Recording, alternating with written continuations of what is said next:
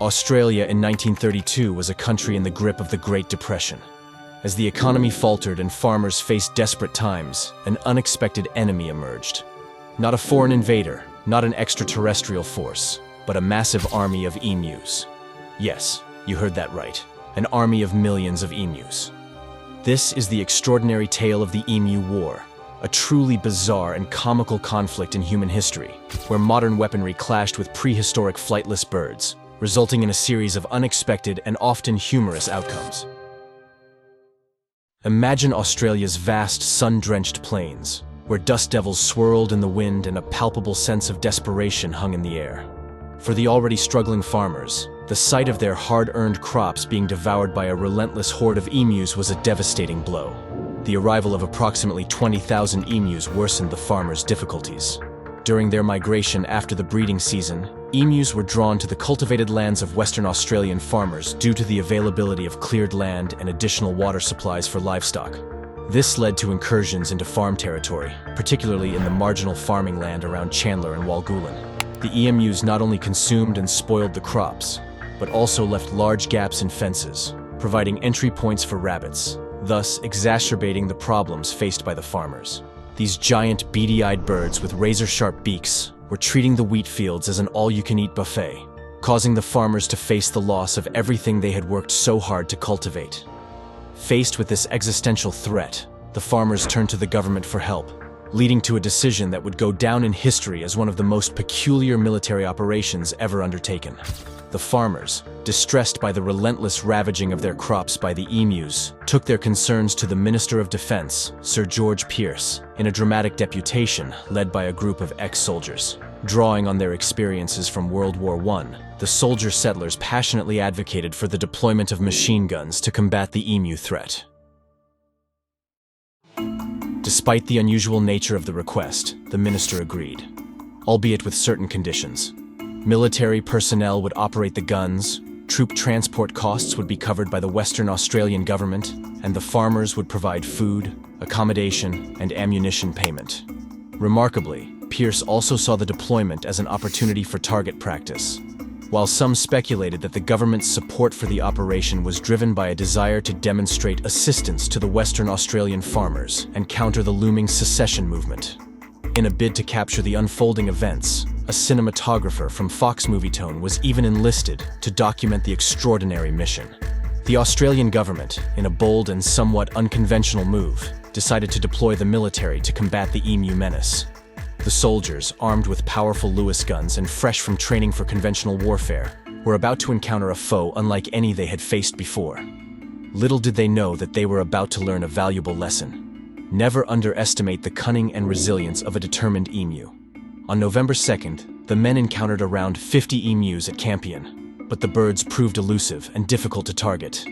Despite an ineffective fusillade from the machine guns, a second round managed to take down a number of birds. Later that day, a small flock was encountered, resulting in the demise of perhaps a dozen birds. The following significant event unfolded on November 4th, when over 1,000 emus were spotted heading towards an ambush near a local dam. However, the gun jammed after only 12 birds were downed, and the rest scattered before further shots could be fired. Subsequent attempts to engage the emus in the south yielded limited success, with army observers noting the emergence of distinct leaders among the emu packs. As the campaign progressed, unconventional tactics such as mounting a gun on a truck proved ineffective, with rough terrain hindering the pursuit. By November 8th, 2,500 rounds of ammunition had been expended, resulting in conflicting estimates of the number of birds killed, ranging from 50 to 500, as reported by the settlers. After the military's withdrawal, emu attacks on crops persisted, prompting farmers to renew their plea for support as thousands of emus invaded farms due to hot weather and drought. Premier James Mitchell strongly backed the renewal of military assistance, supported by a report from the base commander indicating 300 emus had been killed in the initial operation. Responding to the requests and the base commander's report, the Minister of Defense approved a resumption of military efforts by 12th of November. Defending the decision in the Senate, he emphasized the necessity of soldiers to combat the significant agricultural threat posed by the large emu population. Despite the expectation that the Western Australian government would provide personnel, the lack of experienced machine gunners led to the reappointment of Meredith for the operation. As the battle lines were drawn, with the emus on one side and the soldiers armed with their formidable firepower on the other, the stage was set for an unusual confrontation.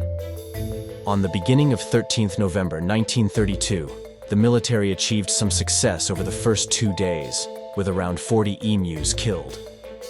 Although the third day proved less fruitful, by 2nd December, soldiers were eliminating approximately 100 emus per week. Meredith's recall on 10th December marked the conclusion of the operation, with his report citing 986 confirmed kills with 9,860 rounds, at a rate of exactly 10 rounds per confirmed kill. Additionally, he claimed exactly 2,500 wounded birds had succumbed to their injuries. Assessing the cull's success, an article in the Coolgardie Miner on 23 August 1935 reported that despite criticism, the use of machine guns proved effective and saved the remaining wheat crops. The soldiers, confident in their weaponry, ventured into the outback expecting a swift and decisive victory. However, they quickly discovered that the emus were no ordinary adversaries. These seemingly awkward and ungainly birds displayed remarkable tactical prowess, employing zigzag running patterns, utilizing the terrain for cover, and even setting up ambushes to outmaneuver the soldiers. The machine guns, designed to combat human foes, proved to be utterly ineffective against these agile and elusive creatures.